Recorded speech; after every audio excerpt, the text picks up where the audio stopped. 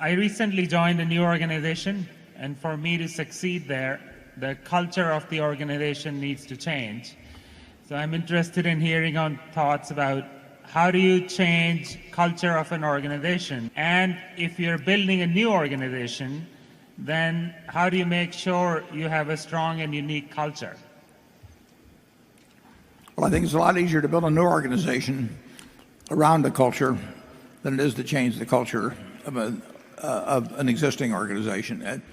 It is really tough. And I like that fact in the sense of Berkshire. I mean, it would be very tough to change the culture of Berkshire. It's so ingrained in all our managers, our owners, everything about the place is designed, in effect, to reinforce a culture. And for anybody to come in and try and change it very much, I think the culture would basically reject it. And the problem you describe, if you want to walk into,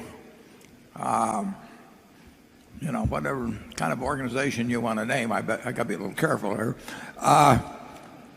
It is tough to change cultures. Charlie and I have bucked up against that a few times, and I would say if you have any choice in the matter, I would much rather start from scratch and build it around it. But I've had the luxury of time with Berkshire. I mean, it goes back to 1965, and there really wasn't much of anything there, except some textile mills.